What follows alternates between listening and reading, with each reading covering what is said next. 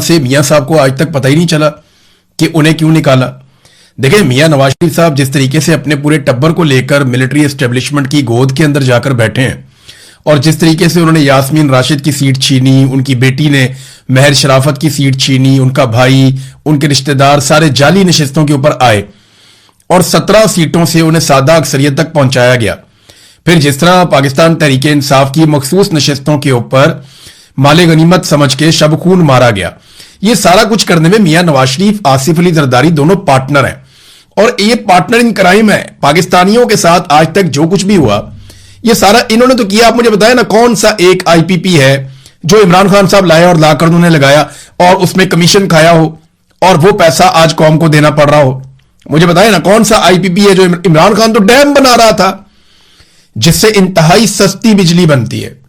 ये आईपीपी ज्यादातर नवाज शरीफ लेकर आए, उसके बाद पीपल्स पार्टी लेकर आई, फिर परवेज मुशर्रफ लेकर आए।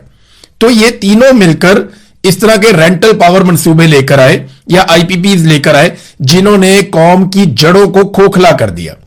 आज पाकिस्तानी वफाकी वजीर के कहने के मुताबिक जो 100 रुपया देता है बिजली के बिल में, उसमें 75 रुपए इनके किए किराए का देता है, यानी कैपेसिटी पेमेंट्स का देता है 75 रुपए। कैपेसिटी पेमेंट वो पेमेंट है जो बिजली आपने खरीदी नहीं, बनाने वाले ने बनाई नहीं, लेकिन उसके पैसे आपने दे दिए। मिसाल के तौर पे एक मिस्त्री आता है और वो आपको आकर कहता है कि जनाब मेरी कैपेसिटी है कि मैं ये दीवार आपकी 3 दिन में बना दूंगा और मैं आपसे 10,000 रुपए लूंगा।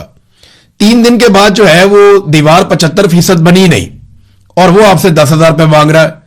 तो आप उससे कहते हैं भाई तुमने तो बनाई नहीं तो 10,000 क्यों मांग रहे हो? तो वो कहता है जी मेरी कैपेसिटी तो थी कि मैं 3 दिन में बनाऊंगा, अब मैंने नहीं बनाई लेकिन आपने पैसे मेरी कैपेसिटी के मुताबिक देने हैं। तो इसी तरह ये कैपेसिटी पेमेंट है जो आप अदा कर रहे हैं। नवाज शरीफ साहब काफी बुखलाए हुए दिखाई दे रहे हैं और ऐसा लगता है जैसे कोई डरा हुआ आदमी नहीं होता। मियां साहब घबराए हुए हैं, डरे हुए हैं, बुखलाए हुए हैं।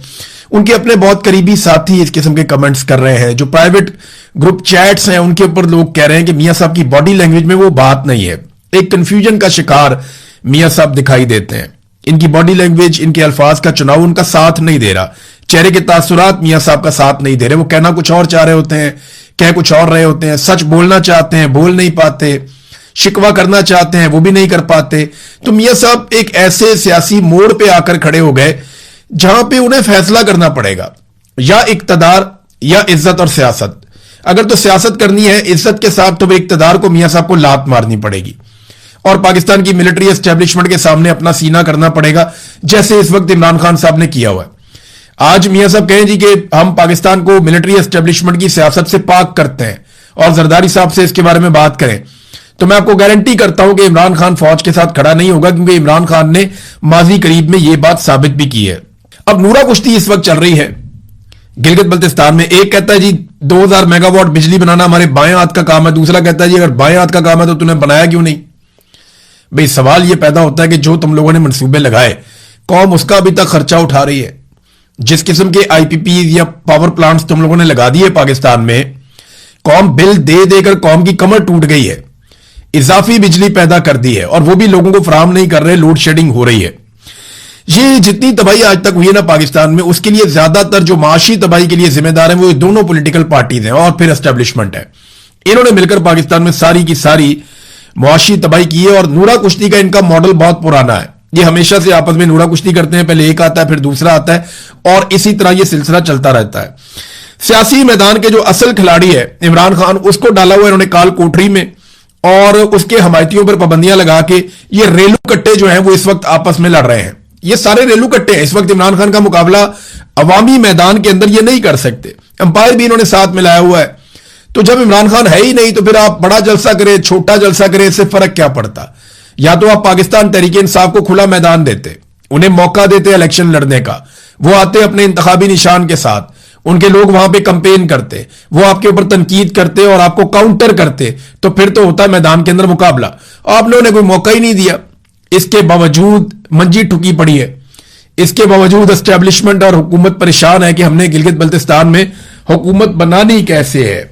कश्मीर से भी नादरीन खबरें कोई अच्छी नहीं आ रही, लेकिन एक चीज कश्मीर से मुझे पता चली है कि कश्मीर में जो एस्टेब्लिशमेंट के नुमाइंदे काम कर रहे हैं उन्होंने जो मुज़ाकराती कमेटी की हुकूमती साइड है उनसे ये कहा कि आप 12 के बजाय 6 सीटें कर लें, यानी अगर आप हमें 6 सीटें कश्मीर के बाहर से दे दें तो बाकी हम कश्मीर के अंदर से मैनेज करके अपनी हुकूमत बनाने में कामयाब हो जाएंगे, वरना पाकिस्तान तरीके इंसाफ का रास्ता रोकना मुमकिन नहीं है। यानी वो कह रहे हैं कि इतनी धांधली हम कर लेंगे, फॉर्म 47 इतने जारी कर लेंगे, दूर दराज के इलाके हैं, कुछ ऐसे हल्के हैं जहां पे हम इलेक्शन को मैनिपुलेट कर सकते हैं, लिहाजा हमें अब मौका दें, 6 सीटें कम से कम हमें चाहिए होंगी बाहर से। अब हुकूमत इस बात पर राजी होना शुरू हो गई है कि जनाब हम सीटों की तादाद कम कर देते हैं। ये वो महाजरीन की सीटें हैं जिनकी बुनियाद के ऊपर मिलिट्री एस्टेब्लिशमेंट कश्मीर के अंदर हमेशा से अपनी कठपुतली हुकूमत कायम करती आई है और इस मरतबा भी अपनी हुकूमत कायम करना चाहती है। तो ये 12 सीटें उनके लिए बहुत जरूरी है क्योंकि कश्मीर में इतने बड़े पैमाने पर धांधली करना आसान या मुमकिन नहीं होगा। हां, अब यह कहा जा रहा है कि जनाब सीटें कम कर ले, हमें अगर 6 भी मिल जाए ना तो ओवरऑल भी 6 कम हो जाएंगी। यानी अगर आप इसको फर्ज करें 50 हैं तो आप 6 कम करेंगे तो ओवरऑल भी तो नंबर कम हो जाएगा ना। तो अगर आप 6 भी हमें दे दें तो बाकी हम मैनेज कर लेंगे कश्मीर में से। तो हुकूमत इस बात के ऊपर कुछ हद तक राजी हुई है, ये खबरें चली हैं सोर्सेस से। लेकिन देखें कर क्या रही है पाकिस्तान की एस्टेब्लिशमेंट। पाकिस्तान की एस्टेब्लिशमेंट इस वक्त गिलगित बल्तिस्तान और कश्मीर को फतह कर रही है, और जहां पे इन्हें फतह करना था वहां क्या हो रहा है ये देखें। भारत पाकिस्तान का पानी फतह कर रहा है। भारत में एक तजवीज आई थी, अब उसके ऊपर काम हो रहा है और प्रैक्टिकली काम हो रहा है। यह मनसूबा 2029 में मुकम्मल हो जाएगा। अभी इसका पोल खोल दिया है हिमाचल प्रदेश के गवर्नर ने भी। वो कर ये रहे हैं कि दरियाए चनाब जो पाकिस्तान का पानी है, देखिए जो सिंध तास मुआहदा था उसके मुताबिक 3 दरिया हमारे थे, 3 दरिया इंडिया के थे। हमारे दरिया कौन से थे? हमारे दरिया थे चनाब, सिंध और जेलम, जबकि इंडिया के थे सतलुज, ब्यास और रावी। अब हुआ यह कि इंडिया आहिस्ता आहिस्ता पाकिस्तान के पानियों पर कब्जा करता गया। उसने डैम्स बनाए, परवेज मुशर्रफ नहीं रोक सका, उसके बाद कोई और हुकूमत नहीं रोक सकी। तो इंडिया हमारे पानियों पे डैम बनाता रहा, हमारे पानियों के ऊपर रुकावटें खड़ी करता रहा और वहां पे मंसूबे बनाता रहा और आहिस्ता आहिस्ता पाकिस्तान को बंजर करने की साजिश पे अमल करता रहा। अब दरियाए चनाब जो एक बहुत बड़ा जरिया है पंजाब में जमीनों को सैराब करने का, हमारे बहुत सारे इजला ऐसे हैं जो खुश्क हो जाएंगे अगर इन्होंने कहीं चनाब और इसका पानी रोक दिया, चनाब का पानी कहीं बदल दिया। तो दरियाए चनाब से पानी निकालकर दरियाए ब्यास में मुंतकिल करने जा रहे हैं इंडियन सरजमीन के ऊपर, और यह सारा काम वो करने जा रहे हैं एक जेरे जमीन वाटर वे के जरिए से। कोई टनल बनाएंगे, सुरंग बनाएंगे और उसके ऊपर काम हो भी रहा है। कोई 9 किलोमीटर का इसका फासला बताया जा रहा है कि यहां से पानी को दरियाए चनाब से निकालेंगे और लाखों क्यूसेक पानी यहां से शिफ्ट कर देंगे, मिलियंस ऑफ क्यूसेक्स पानी यहां पे शिफ्ट कर देंगे दरियाए चनाब से निकालकर दरिया ब्यास में, और फिर पाकिस्तानी जो है वो प्यासे रहेंगे, पाकिस्तानी जमीनें बंजर होंगी। और ये प्रैक्टिकली इसको कर रहे हैं। 2029 में इन्होंने इसको मुकम्मल कर लेना है। इंडिया नहीं, उसका दावा है। अब एस्टेब्लिशमेंट की तवज्जो यहां होनी चाहिए थी। वो आजाद कश्मीर और गिलगित बल्तिस्तान की हुकूमतें फतह करने पे लगे हुए हैं। ठीक है, जिसकी जो तरजीहात हैं उसको वो मिल जाएगा। इंडिया इस वक्त पानी हासिल करना चाहता है, हमारी एस्टेब्लिशमेंट हुकूमत हासिल करना चाहती है। ये डिक्टेटर जब भी मुसल्लत होते हैं ना नाजरीन, तो इनके साथ जो लोग टाउट्स बन जाते हैं या जो लोग इनके सहूलतकार बन जाते हैं या जो लोग इनको सपोर्ट फराहम करते हैं, पॉलिटिकल लोग, उन्हें हर चीज की माफी होती है। मिसाल के तौर पे यहां पे जियो न्यूज जो इस वक्त हुकूमत का बहुत पसंदीदा न्यूज चैनल है, जियो ने खबर दी है और उन्होंने कहा जनाब कि हमने कोशिश की आरटीआई के जरिए राइट टू इंफॉर्मेशन, ये पाकिस्तान के अंदर भी एक कानून है, इंडिया में भी है, पूरी दुनिया में है कि आप लिखकर जवाब मांग सकते हैं। वो कहते हैं जी हम कोशिश करते हैं मरियम नवाज के बारे में जवाबात मांगने की कि कौन से ट्रिप पे कितने बंदे गए और किस खाते में गए, हमें तफसीलात दी जाए। तो हमें कहीं से पंजाब हुकूमत कोई तफसीलात देती नहीं है, यानी ये आइन को और कानून को नहीं मानते, ये बताते ही नहीं है। मरियम नवाज को 100 खून माफ है, बिलावल को और आसिफा को 100 खून माफ है, नवाज शरीफ यास्मीन राशिद की सीट पर चौड़े होकर बैठे हुए हैं, शहबाज शरीफ और उसके बच्चों को सब माफ है, फजलुर रहमान और उनकी फैमिली को सब माफ है, जमात इस्लामी की सत्ते खैरा है, और एमक्यूएम हमेशा हर डिक्टेटर के साथ मिल जाती है। जब भी कभी डिक्टेटरशिप का दौर आता है तो एमक्यूएम हमेशा तरक्की करती है, आगे बढ़ती है। जब भी कभी जमहूरियत वार आते हैं तो एमक्यूएम स्क्वीज होती है, हमेशा सुकड़ जाती है। जब भी कभी जमहूरियत वार आते हैं, जमहूरियत वार में एमक्यूएम की जगह बहुत कम होती है हमेशा। इमरान खान साहब की बहनों को एक मरतबा फिर इमरान खान साहब से नहीं मिलने दिया गया, वो गए दोबारा से, वहां पे वजीर आला खैबर पख्तूनख्वा भी गए, लेकिन मुलाकात नहीं हुई। अब तो ये एक तरह की हाजिरी बनती जा रही है। देखें, बहनें तो जाती हैं, उनका जाना बनता है। जिस दिन वो नहीं जाएंगी उस दिन कह दिया जाएगा जनाब कि हम तो आज मिलवाना चाह रहे थे, उसकी बहनें ही मिलने नहीं आई। اور جب وہ نہیں جائیں گی تو خبریں بھی یہ چلائی جائیں گی عمران خان کو اس کے خاندان نے بھی تنہا چھوڑ دیا, آج اس کے ساتھ کوئی نہیں رہا, اس کی بہنیں بھی ملنے نہیں آئی. مجھے پتا نہیں خبریں چلائی جائیں گی, تو بہنوں کو تو جانا ہی ہے. سہیل افریدی صاحب بھی وہاں پہ چلے جاتے ہیں, وہاں جا کے بیٹھتے ہیں, تو یہ حاضری لگانے والا ہی معاملہ ہے. دیکھیں ملاقات تب تک نہیں ہونی یا اسٹیبلشمنٹ پہ پریشر تب تک نہیں ڈلنا جب تک کہ آپ لاکھوں نوجوانوں کو اکٹھا نہیں کریں گے. سہیل افریدی صاحب کے بارے میں ہر ویلاگ میں ایک بات کہتا ہوں, میرا کوئی ان سے کوئی جھگڑا نہیں ہے, لیکن دیکھیں ان کے پاس ایک موقع تھا, ان کے پاس ایک شاندار موقع تھا, ایک لوگوں کے اندر انرجی آئی تھی, لوگوں نے توقع باندھ لی تھی ان سے, وہ لاکھوں نوجوانوں کو اکٹھا کر کے سب کے منہ بند کر سکتے تھے اور وہ اسٹیبلشمنٹ کو اس جگہ پہ لا سکتے تھے جہاں پہ اسٹیبلشمنٹ ان کے ساتھ خود بیٹھ کر بات کرنے پر اور ان کو انصاف دینے پر راضی ہو جاتی کہ ٹھیک ہے جی ہم بیچ میں سے نکلتے ہیں. یہ وہ کر سکتے تھے, لیکن وہ اس رستے پہ چلے نہیں بدقسمتی سے, اور انہوں نے ایک قدم بھی نہیں بڑھایا جو عمران خان صاحب نے اسٹریٹ موومنٹ کا کہا تھا اس طرف وہ نہیں بڑھے. بہرحال سہیل افریدی نے ایک سٹیٹمنٹ دیا بجٹ کے حوالے سے, انہوں نے دھرنے کی دھمکی دے دی کہ جناب ہم دھرنا دیں گے. دیکھیں ابھی وہ وزیر اعلیٰ ہے خیبر پختونخوا کے, اگر پارلیمنٹیرین جا کے قومی اسمبلی کے باہر دھرنا بھی دے دیں گے تو کیا بجٹ روک لیں گے؟ یہ بجٹ تو پاس ہو جائے گا, آرام سے پاس ہو جائے گا. پیپلز پارٹی اور پی ایم ایل این نے بجٹ پاس کرنا ہے, انہوں نے تاخیر کیوں کی ہے؟ ابھی بجٹ کی ڈیٹ آگے لے کر چلے گئے. تاخیر اس لیے کی ہے کہ سارے کے سارے پھنسے ہوئے ہیں گلگت بلتستان کے الیکشن میں. وہاں سے الیکشن جب اسٹیبلشمنٹ ان کو جتوا دے گی تو یہ پہنچیں گے واپس اسلام آباد, اسٹیبلشمنٹ ان کو الیکشن جتوائے گی اور یہ اسٹیبلشمنٹ اور آئی ایم ایف کی مرضی کا بجٹ پاس کروائیں گے پیپلز پارٹی اور پی ایم ایل این مل کر. یہی سودے بازی ہے سیاست کی, اور انہوں نے ہمیشہ سودے بازی ہی کی ہے. بجٹ کے تاخیر ہونے کی ایک وجہ اور بھی بتائی جا رہی ہے, وہ یہ ہے کہ حکومت کچھ اور قانون سازی بھی کرنا چاہتی ہے جس کے بعد آئی ایم ایف کے ساتھ مل کر یہ حکومت عوام کا خون زیادہ بہتر انداز میں اور زیادہ آسانی سے نچوڑ سکے گی. تو یہ جناب کچھ قانون سازیاں کرنی ہے, اس وجہ سے تھوڑی سی تاخیر بھی ہو گئی ہے. اب آ جائیں ناظرین کچھ بین الاقوامی خبروں کی طرف. تو یہاں پہ ایک خبر پھر سے ہلچل مچ گئی ہے کیونکہ ایران نے میزائل اور ڈرون داغ دیے ہیں 3 ملکوں پر. ایک عراق کے کچھ علاقے ہیں وہاں پہ ڈرون داغے گئے ہیں, اور یہ کرد علاقے ہیں جہاں پہ ان کی ایک آزادی کی موومنٹ بھی چل رہی ہے, اور یہاں پہ انہی ایریاز میں کچھ امریکہ کا اور اسرائیل کا انفلوئنس بھی ہے.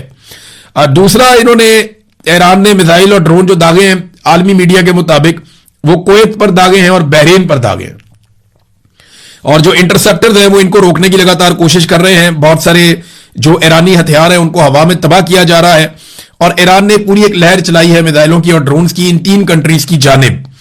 یہ ہوا کیوں؟ جنوبی ایران کا جزیرہ کشم ہے, وہاں پر دھماکوں کے بعد یہ اس کے رد عمل کے طور پہ ہوا ہے. سمندر میں بھی کچھ جھڑپیں ہوئی ہیں, کچھ جہاز بھی جو ہے ان کو نقصان پہنچا, اور اس کے بعد فوری طور پہ ایران کا رد عمل سامنے آیا. لیکن ایران نے اب تک کا ایک سب سے خوفناک سٹیٹمنٹ دے دیا. یہ سٹیٹمنٹ اس نوعیت کا ہے جس نوعیت کا سٹیٹمنٹ ہم ڈونلڈ ٹرمپ کے منہ سے سنتے تھے. ایران کی IRGC کا بیان ہے یہ, اور ریولوشنری گارڈ جو ہے ان کا یہ سٹیٹمنٹ ہے. وہ یہ کہتے ہیں مارو اور بھاگ جاؤ, ہٹ اینڈ رن.